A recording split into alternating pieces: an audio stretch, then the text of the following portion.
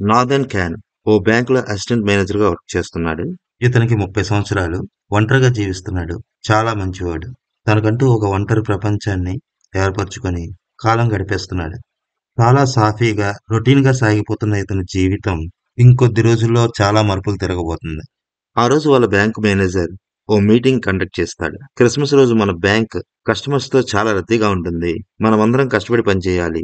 మీ శ్రమకు తగ్గ ఫలితం ఉంటుంది అని చెప్తాడు. ఈ మీటింగ్ మధ్యలో వచ్చి అటెండ్ అవుతుంది షెర్రీ. ఈమె గత 4 నెలలుగా ఈ బ్యాంకులోనే వర్క్ చేస్తుంది. ఈమె అంటే నాథన్ కేన్ కి క్రష్ ఉంటుంది. షెర్రీ కూడా క్యాన్ అంటే మనసులో ఇష్టం ఉంటుంది. ఈ తెంగురోడు ఎప్పుడు ఓపెన్ అవుతాడా అని ఎదురు చూస్తూ ఉంటుంది. క్యాన్ ఉండే ఛాంబర్ కి ఓ పెద్దాయన వస్తాడు. అతని ఆస్తి ఈ బ్యాంకులోనే తాకట్లో ఉంటుంది. ఈ మధ్యనే ఇతని భార్య చనిపోవడం వల్ల ఇతను ఈ బ్యాంకు కట్టాల్సిన ఈఎంఐలు కట్టలేకపోతాడు. తన ఇబ్బందిని చెప్పుకోవడం కోసమనే ఈ పెద్దాయన ఇప్పుడు ఇక్కడికి వచ్చాడు. క్యాన్ అతన్ని చాలా గౌరవంగా రిసీవ్ చేసుకుంటాడు. మీ షాప్ ఎలా రన్ అవుతుంది అని అతన్ని అడుగుతాడు.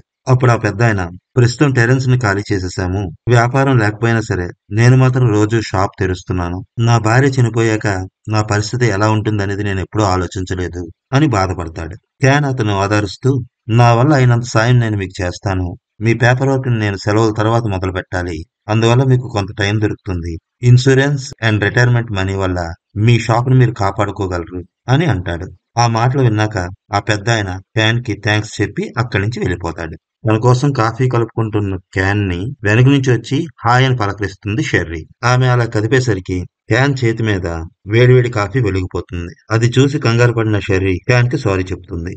తన చేయి పట్టుకొని ఆ కాలిన గాయాలను చూడాలని ప్రయత్నం చేస్తుంది. పదే పదే సారీ చెప్తూ ఈ గాయానికి మందు వేస్తానని అంటుంది. క్యాన్ మాత్రం నాకేం కాలేదు, ఏం పర్వాలేదు, వద్దు అంటూ ఆమె కొంచెం దూరంగా జరుగుతాడు. ఇంతలో క్యాన్ వాచ్ లోని రిమైండర్ ఆన్ అవుతుంది.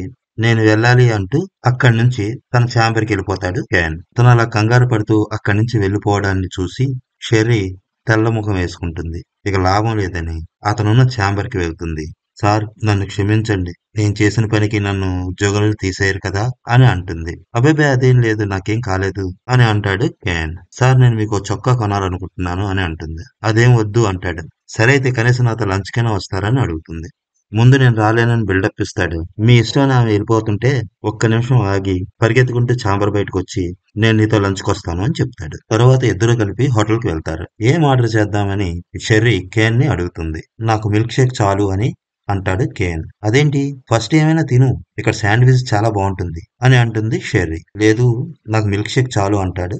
సరే, ఇంతకీ మీ సంగతి ఏంటి? మీరు ఎప్పుడూ ఆఫీసులోనే ఉంటారు, ఎవరిని కలవరు అంటుంది. నాకు అలా కలవడం ఇష్టం లేదు అని అంటాడు కేన్. మీకు గర్ల్ ఫ్రెండ్ ఉందా అని అడుగుతుంది. నాకు గర్ల్ ఫ్రెండ్స్ ఎవరూ లేరని కేన్ ఆమెతో చెప్తాడు. ఇంతలో వీళ్ళు ఆర్డర్ చేసుకున్న ఫుడ్ వస్తుంది. షెర్రీ తను ఆర్డర్ చేసుకున్న షార్ట్ బ్రెడ్ ని టేస్ట్ చేస్తుంది.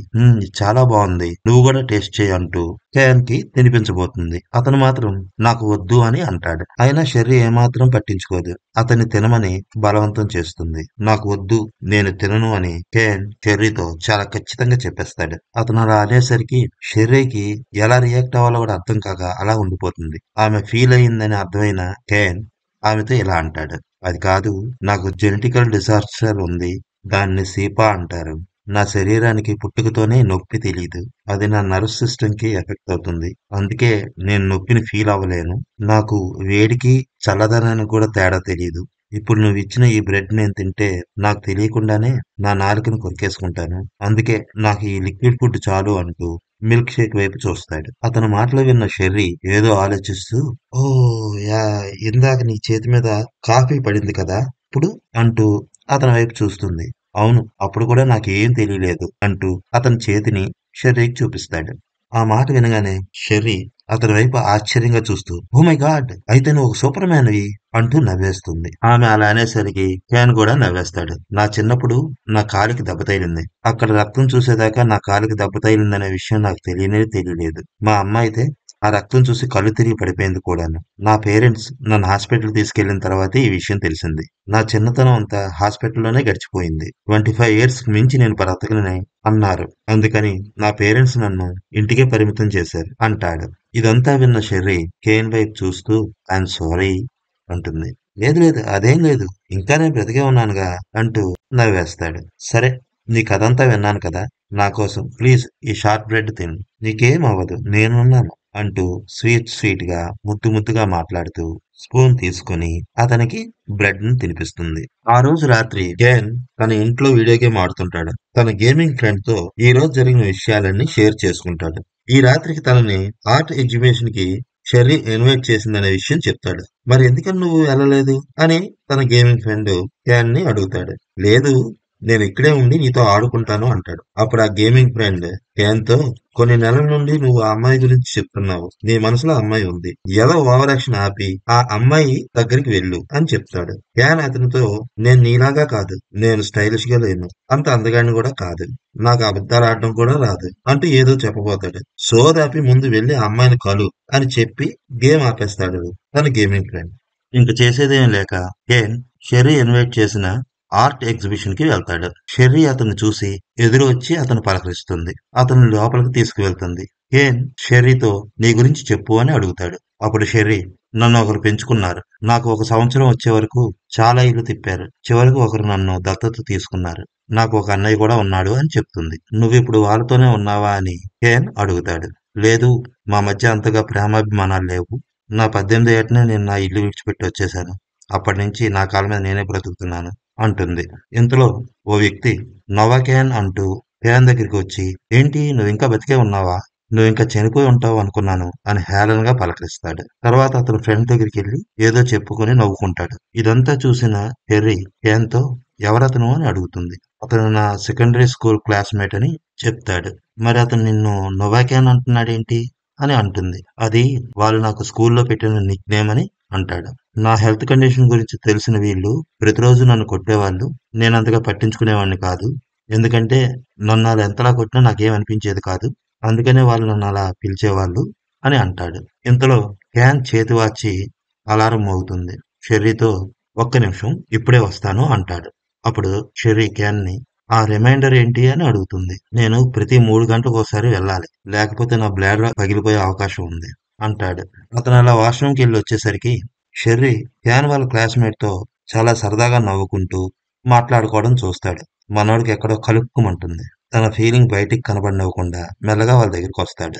షెర్రీ వాళ్ళిద్దరి వైపు చూస్తూ మీరిద్దరూ పాతవన్నీ మర్చిపోవాలనుకుంటున్నాను అంటుంది. మీ ఇద్దరికి నేను ఇవాళ ట్రీట్ నేనే ఇస్తాను. షార్ట్స్ తాగుదామా అని అంటుంది. వాళ్ళు కూడా సరే అంటారు. ఇద్దరికీ చెరో షాట్ ఇస్తుంది. అది తాగిన క్యాన్ కి ఏమీ అవ్వదు. కానీ అతని ఫ్రెండ్ మాత్రం అది తాగిన తర్వాత చాలా ఇబ్బంది పడతాడు. విపరీతంగా దగ్గుతూ ఏంటిది అని అడుగుతాడు. షెర్రీ కూడా ఏమీ తెలియని దానిలా అమాయకంగా ఫేస్ పెడుతూ అక్కడున్న బ్యారర్ వైపు చూసి ఇదేమిటి అని అడుగుతుంది. ఇది sleeping lorries ghost pepper sauce అని అక్కడి బ్యారర్ చెబుతుంది. ఇది నీకు నచ్చిందా అని క్యాన్ వాళ్ళ ఫ్రెండ్ ని షెర్రీ అడుగుతుంది. అతను తిరిగి సమాధానం చెప్పలేకపోతాడు. కంటిన్యూస్ గా దగ్గుతూనే ఉంటాడు. అప్పుడు షెర్రీ సీరియస్ గా అతని వైపు చూసి ఇది నోవాకేన్ ఫేవరెట్ అని అంటుంది. అక్కడ బ్యారర్ తో దీనిని కూడా ఇతని బిల్లులోనే కలపండి అని చెప్తుంది. అతను మాత్రం ఏమీ మాట్లాడలేకపోతాడు. అక్కడి బ్యారర్ తో ఏదో చెప్పాలని అనుకుంటాడు కానీ అతనికి దగ్గు ఆగదు. కంటిన్యూస్ గా దగ్గుతూ చాలా బాధపడుతూ ఉంటాడు. వెంటనే షెర్రీ అక్కడి నుంచి లెగిసి క్యాన్ చేయి పట్టుకొని పద మీ ఇంటికి పోదామని అతన్ని అక్కడి నుంచి బయటికి తీసుకువచ్చేస్తుంది. ఇదంతా చూసిన క్యాన్ చాలా ఆశ్చర్యపోతాడు. అంతేకాదు సంతోషిస్తాడు కూడా. నువ్వు చాలా పెద్ద యాక్టర్ అని షెర్రీని పొగుడుతాడు. మండిపోయి ఉంటది యాదవ్కి అని ఇద్దరూ తెగ నవ్వుకుంటారు. తర్వాత ఇద్దరూ కలిసి క్యాన్ వాళ్ళ ఇంటికి వెళ్తారు. క్యాన్ వాళ్ళ ఇంట్లో వాళ్ళిద్దరూ కొంతసేపు మాట్లాడుకున్న తర్వాత షెర్రీ క్యాన్ ఒంటి మీద టాటూస్ ని చూస్తుంది. వీటిని ఎవరు వేశారు అని అడుగుతుంది. ఇవి నేనే వేసుకున్నానని మనవాడు చెప్తాడు. ఏది నన్ను చూడని అని అతని ఒంటి మీద ఉన్న టాటూస్ అన్నిటిని చూస్తుంది. తర్వాత వాళ్ళిద్దరూ ఆ రాత్రి ఒకటైపోతారు. క్యాన్ తెల్లవారి లేచి చూసేసరికి అక్కడ షెర్రీ ఉండదు. తన బెడ్ పక్కనే ఓ లెటర్ రాసి ఉంటుంది. ఆ లెటర్ ని షెర్రీ ప్రేమతో రాసి పెట్టి ఉంచుతుంది. అది చూసిన క్యాన్ చాలా ఆనందపడిపోతాడు. ఇది నా పిల్లే అని మనసులో ఫుల్ గా ఫిక్స్ అయిపోతాడు. ఎప్పుడూ డల్ గా ఒంటరిగా ప్రారంభమయ్యే అతని జీవితం చాలా ఉల్లాసంగా మొదలవుతుంది. ఈ ప్రపంచాన్ని జయించినంత ఆనందంలో మునిగిపోతాడు క్యాన్. చాలా సంతోషంగా తన ఆఫీసుకి బయలుదేరుతాడు. ఆ రోజు బ్యాంకుకి కొందరు క్రిస్మస్ తాత వేషాల్లో వస్తారు. వాళ్ళని బ్యాంక్ మేనేజర్ రిసీవ్ చేసుకోవడానికి వెళ్తాడు. ఇంతలో వాళ్ళ దగ్గర ఉన్న గన్స్ ఓపెన్ చేసి గాల్లోనికి ఫైరింగ్ చేస్తారు. మేనేజర్ ని పట్టుకొని బ్యాంక్ లాకర్ నంబర్ చెప్పమని ఫోర్స్ చేస్తాడు. అతను ఎంతకీ చెప్పకపోయేసరికి అతన్ని తీవ్రంగా కొట్టి చంపేస్తారు. తర్వాత అసిస్టెంట్ మేనేజర్ అయిన క్యాన్ ని పట్టుకొని అతని తలపై గన్ పెట్టి లాకర్ నంబర్ చెప్పమని ఫోర్స్ చేస్తారు. అతను ఎంతకీ నంబర్ చెప్పకపోయేసరికి పక్కనే ఉన్న షెర్రీకి గన్ ఎయిమ్ చేస్తారు. నంబర్ చెప్పకపోతే ఆమెను చంపేస్తామని బెదిరిస్తారు. అది నా పిల్లని ఏమీ చేయొద్దు అని క్యాన్ వాళ్ళని బతిమాలుతాడు. షెర్రీకి ఏమైనా అవుతుందేమో భయపడి లాకర్ నంబర్ చెప్పేస్తాడు. వచ్చిన వాళ్ళు బ్యాంకులో ఉన్న డబ్బు మొత్తాన్ని తీసుకొని ఎస్కేప్ అయ్యే టైంలో పోలీసులు అక్కడికి చేరుకుంటారు. వాళ్ళ నుండి తప్పించుకోవడానికి షెర్రీని వాళ్ళతో పాటు బందీగా తీసుకుపోతారు. ఎదురుగా ఉన్న పోలీసులపైకి కాల్పులు జరుపుతూ ఎస్కేప్ అయిపోతారు. వాళ్ళ వెనకాతల పరిగెట్టుకుంటూ వచ్చిన క్యాన్ గాయాలతో కింద పడిపోయిన పోలీస్ పక్కన ఉన్న గన్నును చూసి అది తీసుకొని పోలీస్ కారులో వాళ్ళని చేజ్ చేస్తాడు. బీభత్సమైన కార్ చేజింగ్ చేసి చివరికి ఆ దొంగల్లో ఒకడిని పట్టుకుంటాడు. అతని గన్ ఎయిమ్ చేసి నా పిల్లని ఎక్కడ తీసుకెళ్లారు చెప్పండి అని అడుగుతాడు. ఇప్పటిదాకా వాళ్ళని చేజ్ చేసింది పోలీసులు అనుకున్న అతను మనవాడి మాటలకి నువ్వు పోలీసు కాదా అని అడుగుతాడు. నేను పోలీసునేం కాదు, మీరు నా పిల్లని ఎత్తుకొచ్చేశారు, నా పిల్లని నాకు ఇచ్చేయండి, నేను వెళ్ళిపోతాను అని అంటాడు. అతను చాలా ధీమాగా నడుచుకుంటూ క్యాన్ కి దగ్గరగా వస్తాడు. ఇంతకుముందు నువ్వు ఎప్పుడైనా గన్ వాడావా అని అడుగుతాడు. దీనికి సేఫ్టీ పిన్ ఉంటుందని నీకు అసలు తెలుసా అని ఒక్కసారిగా క్యాన్ మీదకి అటాక్ చేస్తాడు. ఇక్కడ వీళ్ళిద్దరి మధ్యన బీభత్సమైన ఫైటింగ్ జరుగుతుంది. ఆ దుండగుడు క్యాన్ ని ఎంత దారుణమైన దెబ్బలు కొట్టినా అతను మాత్రం తిరిగి మళ్ళీ లెగిసి ఇతనితో పోరాడుతుంటాడు. వీళ్ళిద్దరూ ఫైటింగ్ చేసుకుంటూ అక్కడే ఉన్న హోటల్లో ఓ కిచెన్ లోకి ఎంటర్ అవుతారు. వీళ్ళ ఫైటింగ్ మధ్యలో అక్కడే బాగా మరుగున్న నూనెలో గన్ పడిపోతుంది. క్యాన్ ఏమాత్రం ఆలోచించకుండా ఆ వేడి వేడి నూనెలో చేయి పెట్టి గన్నును తీసి ఆ దుండగుని కాల్చి చంపేస్తాడు. చనిపోయిన అతని బాడీ మొత్తాన్ని చెక్ చేస్తాడు. అతని దగ్గర ఓ సెల్ ఫోన్ దొరుకుతుంది.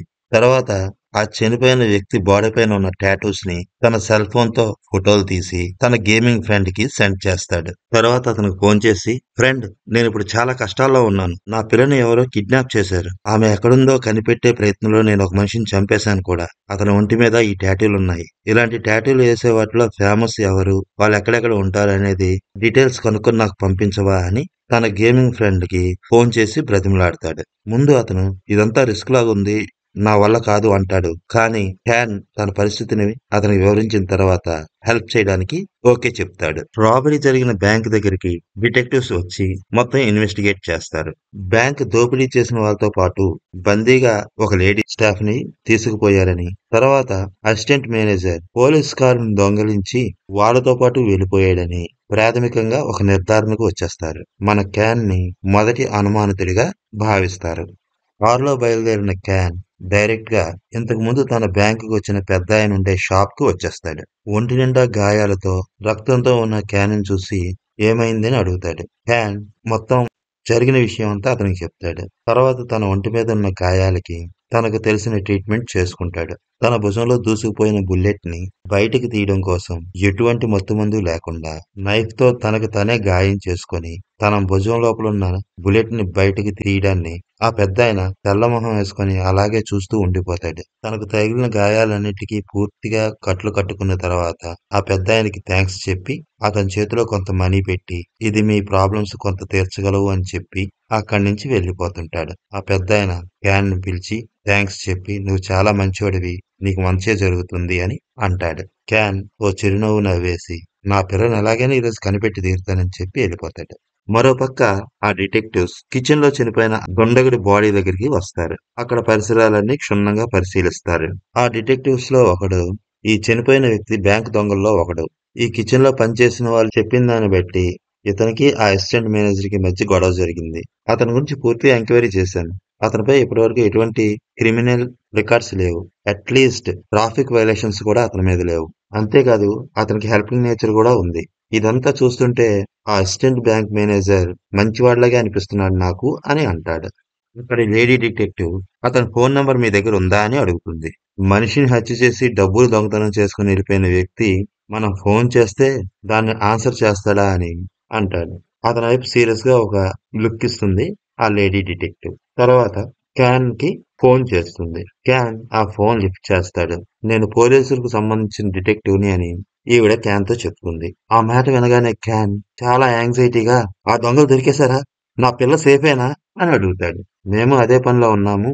కాబట్టి మీరు ఆ డబ్బుని మాకు అప్పజెప్పేయండి" అని ఆమె అంటుంది. ఆ మాట వినగానే క్యాన్ "ఆగండి, ఆగండి, ఆగండి. ఏమంటున్నారు?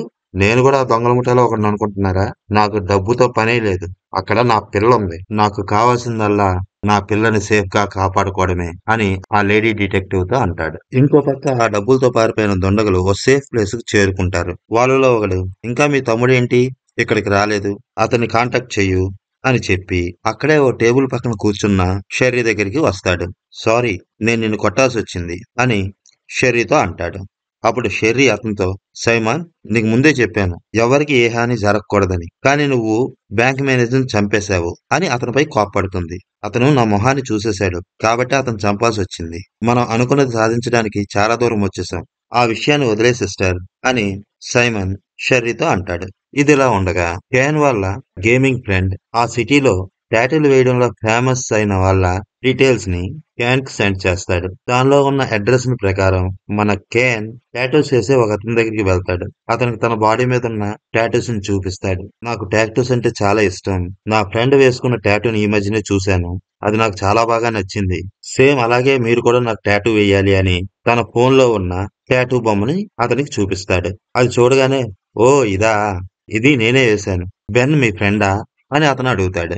బెన్ "ఆ! ఆ! అవునవును. నేను బెన్ చాలా క్లోజ్ ఫ్రెండ్స్‌ని" అంటూ అతనితో మాటలు కలుపుతాడు. కానీ కొద్ది నిమిషాల్లోనే మనోడు బెన్ కోసం కూపీ లాగడానికొచ్చాడని ఆ టాటూ అతను కనిపెట్టేస్తాడు. కేన్‌ని కొట్టి పంపించేయాలని చూస్తాడు. కేన్ మాత్రం అతని చేతిలో ఎన్ని దెబ్బలు తిన్నా మళ్ళీ లెగిసి నిటారుగా నిల్చొని అతనితో పోరాడతాడు. చివరికి అతన్ని ఓడించి ఆ బెన్ అనే అతని పూర్తి వివరాలు తెలుసుకుంటాడు. ఈ బ్యాంక్ దొంగల్లో ఒకడు ఇంకా వాళ్ళ స్థావరానికి రాకపోయేసరికి అతనికి ఏమై ఉంటుందా అని "ఒకసారి మా ఇంటికెళ్ళి చూసొస్తాను" అని సీమోన్‌తో చెప్పి అతను వాళ్ళ తమ్ముడిని వెతుక్కుంటూ వాళ్ళ ఇంటికి వెళ్తాడు. ఆ టాటూ మ్యాన్ ఇచ్చిన అడ్రస్ ప్రకారం మన క్యాన్ కూడా అదే ఇంటి దగ్గరికి వస్తాడు. మెల్లగా ఆ ఇంట్లోకి ప్రవేశించి అక్కడ అంతా వెతుకుతాడు. ఆ ఇంటికి సేఫ్టీ కోసం రకరకాల పరికరాలు అమర్చబడి ఉంటాయి. పొరపాటున దేని మీదైనా కాలేస్తే ఏదో ఒక వస్తువు వచ్చి మనపై దాడి చేస్తుంది. అలాంటి దెబ్బలు ఈ ఇంట్లో చాలా తినేస్తాడు కేన్. చివరకు అక్కడ అమర్చిన ఉచ్చులో చిక్కుకొని తల్లక్రిందులుగా ఏలాడబడిపోతాడు. ఎలా తప్పించుకోవాలో అర్థం కాక తన గేమింగ్ ఫ్రెండ్ కి ఫోన్ చేసి తన పరిస్థితిని వివరించి కాపాడమని అడుగుతాడు. అతనికి తన లొకేషన్ ని సెండ్ చేస్తాడు. ఇంతలో ఆ ప్లేస్ కి వాళ్ళ తమ్ముణ్ణి వెతుక్కుంటూ ఆ బ్యాంక్ దొంగ కూడా వస్తాడు. కేన్ చూసి "ఎవరు నువ్వు" అని అడుగుతాడు. "నేను దొంగని, పొరపాటున ఇంటికొచ్చాను" అని కేన్ అతనితో చెప్తాడు. అప్పుడే సైమన్ ఆ బ్యాంక్ దొంగకి కాల్ చేస్తాడు. "మీ తమ్ముడు చనిపోయాడు. అతన్ని చంపింది ఎవరో కాదు, ఆ బ్యాంక్ అసిస్టెంట్ మేనేజరే" అని అతను ఎలాగుంటాడో ఇతనితో చెప్తాడు. తమ్ముడు చనిపోయాడనే వార్త వినగానే ఇతను కోపంతో ఊగిపోతాడు. కేనే నా బ్రదర్ ని చంపేశాడని కన్ఫర్మ్ చేసుకుంటాడు. క్యాన్ ని చంపైపోతాడు. క్యాన్ కి తన చావు దగ్గర పడిందనే విషయం బాగా అర్థమైపోతుంది. తన గేమింగ్ ఫ్రెండ్ వచ్చి కాపాడేంత వరకు ఎలాగైనా కొంత టైం సాగదీయాలనుకుంటాడు. వెంటనే ఆ దొంగతో "అవును, మీ తమ్ముణ్ణి నేనే చంపాను. ఆ విషయం నీకు తెలిస్తే నువ్వు ఎంత టార్చర్ పెట్టి చంపుతావో అని భయపడ్డాను. కానీ నువ్వు సింపుల్ గా షూట్ చేసి చంపేయాలనుకుంటున్నావు. చాలా థాంక్స్" అంటాడు. ఆ మాట వినగానే ఆ బ్యాంకు దొంగకి కోపం మరింత పెరిగిపోతుంది. "అవును, నిజమే. నిన్ను సింపుల్ గా చంపకూడదు. టార్చర్ చేసి చంపాలి" అని మనవాడిని కిందకి దించి ఓ కుర్చీ కట్టి రకరకాల పద్ధతిలో అతన్ని టార్చర్ చేస్తాడు. అతను చేస్తున్న టార్చర్ కి భరించలేనంత నొప్పిని అనుభవిస్తున్నట్లుగా క్యాన్ కూడా చాలా యాక్ట్ చేస్తాడు. ఇంతలో క్యాన్ వాళ్ళ గేమింగ్ ఫ్రెండ్ అక్కడికొచ్చి ఆ బ్యాంక్ దొంగని కొట్టి క్యాన్ ని విడిపించుతాడు. ఇన్నాళ్ళుగా వీళ్ళిద్దరూ గేమింగ్ లో చాటింగ్ చేసుకోవడం తప్ప ఒకరి ముఖాలు ఒకరు డైరెక్ట్ గా చూసుకోలేదు. క్యాన్ అతన్ని గట్టిగా కౌగిలించుకొని థాంక్స్ చెప్పి "నా పిల్ల ఎక్కడుందో నాకు తెలిసిపోయింది. వెంటనే వెళ్ళి కాపాడుకోవాలి" అంటూ అక్కడి నుంచి వెళ్ళిపోతాడు. ఇంకో పక్క క్యాన్ ఫోన్ ని ట్రేస్ చేస్తున్న డిటెక్టివ్స్ అతన్నే ఫాలో అవుతూ ఉంటారు. "మనం ఇక్కడి నుంచి బయలుదేరే టైం అయింది. పద" అంటూ సైమన్ షెర్రీని హడావుడి చేస్తాడు. షెర్రీ మాత్రం "నేను నీతో రాను" అని మొండికేస్తుంది. "అదేంటి కొత్తగా" అంటూ సైమాన్ షెర్రీ వైపు చూస్తాడు. "నువ్వు మనుషుల్ని చంపుతున్నావు సైమాన్. అది కరెక్ట్ కాదు. ఇలాంటి పనులు నేను చేయలేను. దయచేసి నన్ను వదిలేసేయ్. నువ్వెళ్ళిపో" అంటుంది. ఇంతలో అక్కడికి సడన్ గా క్యాన్ వచ్చేస్తాడు. సైమన్ కి గన్ చూపిస్తూ "మర్యాదగా లొంగిపోండి" అంటాడు. షెర్రీ వైపు చూస్తూ, షెర్రీ నీకేం కాలేదుగా అని అడుగుతాడు. కేన్ ఎప్పుడైతే షెర్రీని పలకరించాడో సైమన్ కేన్తో అసలు ఎవరు మీరు అని అడుగుతాడు. అప్పుడు కేన్ నీ ఫ్రెండ్ని చంపింది నేనే. నువ్వు కూడా అలా చనిపోకూడదనుకుంటే నా పిల్లని నాకు అప్పచెప్పి మీరు వెళ్ళిపోండి అని అంటాడు. ఆ మాట వినగానే సైమాన్‌కి నవ్వు ఆగదు. ఏంటి ఇది నీ పిల్ల అని పకపక నవ్వుతూ ఈమె నా చెల్లి అని అంటాడు. అతని నోటంట ఆ మాట వినగానే కేన్ బుర్ర ఒక్కసారిగా గిర్రున తిరుగుతుంది. షెర్రీ కేన్ వైపు చూస్తూ చాలా కంగారుగా నేను నిన్ను మోసం చేయలేదు. మనిద్దరి మధ్య జరిగిందంతా నిజమేను. నన్ను నమ్ము అంటూ అతనికి ఏదో చెప్పబోతుంది. ఇంతలో సైమన్ సడన్ గా కేన్ మీద అటాక్ చేస్తాడు. అతన్ని బంధించేస్తాడు. ఇంతలో పోలీసులు అక్కడికి ఎంటర్ అయి సైమన్ ని షూట్ చేసి షెర్రీని అరెస్ట్ చేసి తీవ్రమైన దెబ్బలు తిని కింద పడిపోయి ఉన్న క్యాన్ ని అంబులెన్స్ లో ఎక్కించి హాస్పిటల్ కి తీసుకుని వెళ్లబోతుండగా సైమన్ సడన్ గా లెగిసి అతని తుపాకీతో అక్కడ పోలీసుల పైన అటాక్ చేసి ఆ అంబులెన్స్ డ్రైవర్ ని షూట్ చేసి తన దగ్గర ఉన్న డబ్బుతో ఆ అంబులెన్స్ తో పాటు వెళ్లిపోతాడు. కొంతసేపటికి ఆ అంబులెన్స్ లోనే ఉన్న క్యాన్ కి స్పృహ వస్తుంది. అంబులెన్స్ ని డ్రైవ్ చేస్తున్న సైమన్ ని చూసి అతనిపై తిరగబడతాడు. ఇంకో పక్క షెర్రీ తన చేతులకున్న బేడీల్ని విడిపించుకొని గాయాలతో పడున్న పోలీసుల్ని అక్కడే ఉన్న పోలీస్ కారులో ఎక్కించుకొని తన అన్న వెళ్తున్న అంబులెన్స్ ని చేజ్ చేస్తుంది. సైమన్ కేన్లు ఫైట్ చేస్తున్న ప్లేస్ కి చేరుకుంటుంది. కేన్ కు సహాయంగా తన అన్నతో ఈమె కూడా పోరాడుతుంది. చివరకు సైమన్ ఆ పోరాటంలో చనిపోతాడు. కట్ చేస్తే హాస్పిటల్ సీన్. ఒళ్ళంతా కట్లతో కేన్ హాస్పిటల్ బెడ్ మీద పడి ఉంటాడు. అక్కడికి తన గేమింగ్ ఫ్రెండ్ వస్తాడు. కేన్ మెల్లగా తన కళ్ళు తెరుస్తాడు. ఎదురుగా తన గేమింగ్ ఫ్రెండ్ నవ్వుతూ పలకరిస్తాడు. నాకేమైంది అని అతన్ని కేన్ అడుగుతాడు. అబ్బే పెద్దగా ఏం కాలేదు. నీ ఒంట్లో ఉన్న రక్తం చాలా పోయింది. దాంతో పాటు నీకు గుండెపోటు కూడా వచ్చింది. నీ మెదడులో రక్తస్రావం జరిగింది. అంతేకాకుండా నీ చేతుల నిండా గాయాలు. నీ ఒంట్లో చాలా వరకు విరిగిన ఎముకలు. అంతే ఇంకేం జరగలేదు. కానీ ఇప్పుడు మాత్రం నువ్వు బాగానే ఉన్నావు. Happy Christmas.